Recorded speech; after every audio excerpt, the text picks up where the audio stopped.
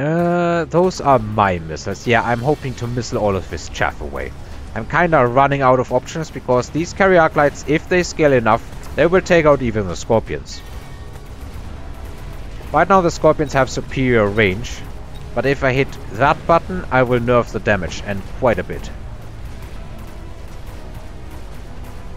I'm starting to take out his remaining chaff. That Scorpion is not really getting much done anymore. And my Scorpions are definitely moving in, but you can see it. You can see how the carrier arc lights are starting to scale. This is kind of where I thought, okay, the game's over. The arc lights have hit critical level mass, and they are only going to level further. This one can level, this one can level. Come on. This arc light can level, this arc light can level. The further this goes on, the further my disadvantage will grow, and if I'm not able to take him out like that, I kinda am really running low on options. Look at the amount of levels that are coming down. Skill specialist, but not that many skills yet. My opponent has an additional orbital strike, so he could have potentially taken it, but he ends up just taking another orbital strike. I think it's better value overall, unless you're also going for oil and plan to pick up more combat powers. I'm starting to hit the orbital here, not much else that really was interesting to me. I have a lot of money here. Definitely a very, very good amount of money. But how can I spend it to make my opponent's life miserable? Because at this point he can kinda get everything. I'm starting to take fortresses. And I'm starting to take 3 level 2 fortresses. That is an insane amount of health, and if that wasn't enough, I think I'm also getting shield, yeah. So now, all of a sudden, I bought myself, so this is 80,000 shield health, and this is about 150,000 health. And that times 3. Yeah, if we just round that to 150,000, it should be coming out to 690,000 effective health points that I drop on this board, just like that. Definitely an insane amount of health. And just about the only thing that I can even remotely imagine could still beat his forces. Now my Stormcrawlers here get taken out, at least some of them. The rest of the orbital doesn't really hit much important stuff. At least that. Not sure how much it did on my opponent's side though. Scorpion here is standing strong. Level 4 with super heavy armor.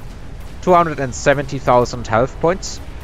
But just look how much that matters. These well over 600,000 health points, almost 700,000 health points, have gotten eviscerated by the arc lights. If you have never played against carry arc lights and you see your opponent dropping a lot of arc lights with techs, be afraid, be very afraid. They are starting to level out of control. And now my opponent is also getting a melting point. And not just a level 1 melting point, she's getting a level 3 melting point just dropped.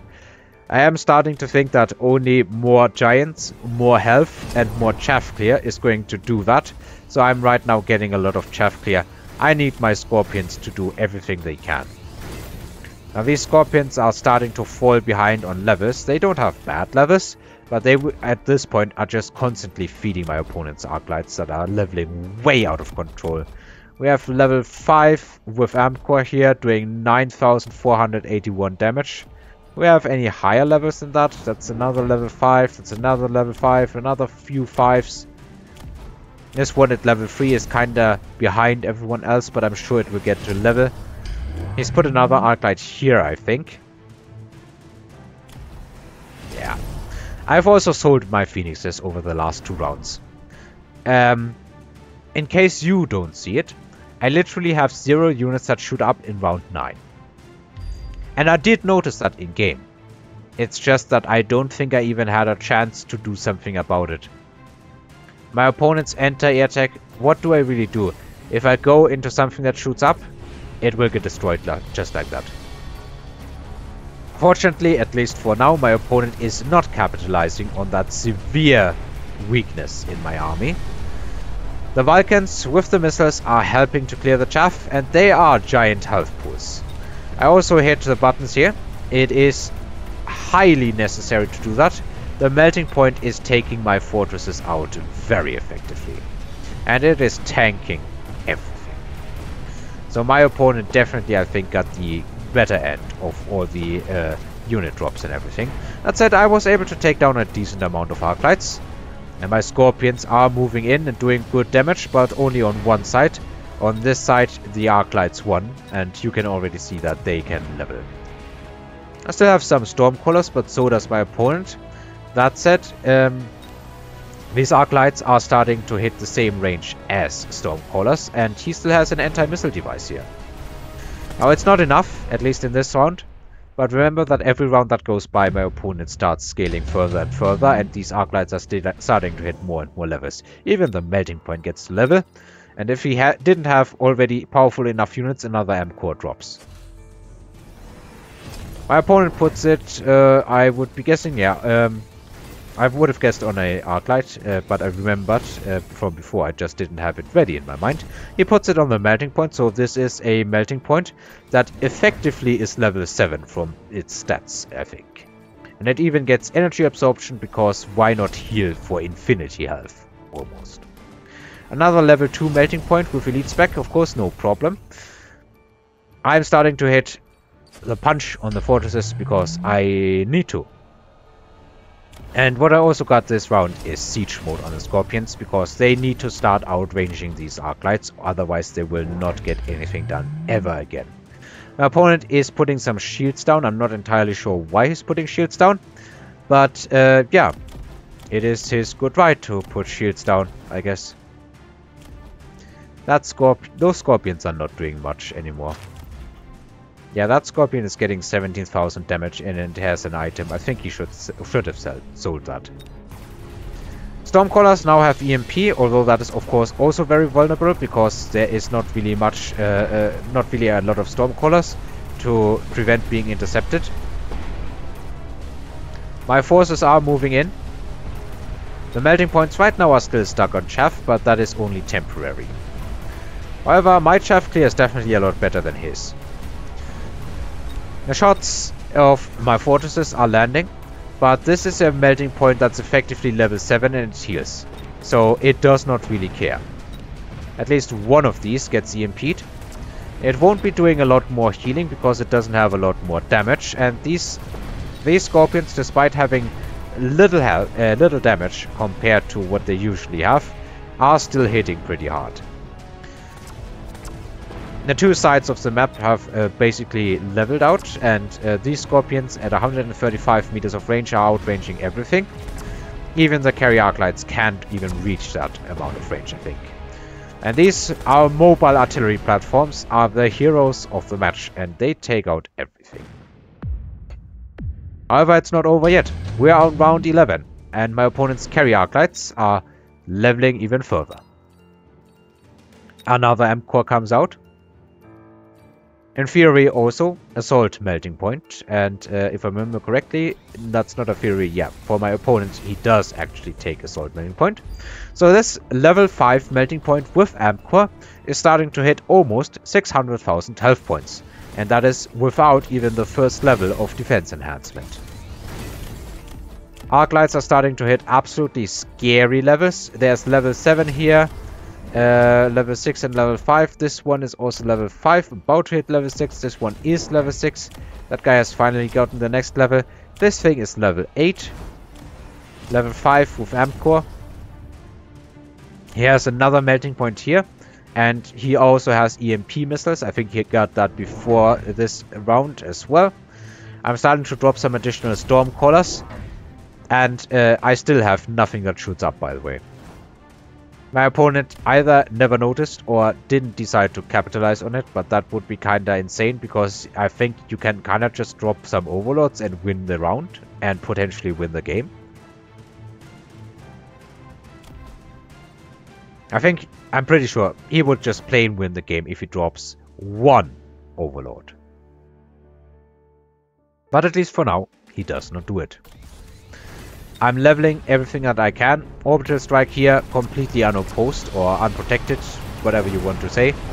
But I'm not even sure it really matters all that much. My missiles land. Everything is on fire, basically. The Scorpions now have double shot, which means double damage. They are hitting targets where it's actually absolutely worth it. Additional missiles here coming down. A lot of fists hitting that melting point, but the melting point does not care. It's been hit by a lot of fists. That said, what's really scary for this melting point is the Scorpions, because the Scorpions cannot be hit by the melting point unless it gets into quite close range. So, it turns out to be pretty much like the last round, but it starts turning more into my favor. Because my Scorpions are definitely hitting super hard, and it actually is the last round. I didn't remember that it was over already. I thought maybe it could have gone further, but yeah. Carry arc lights.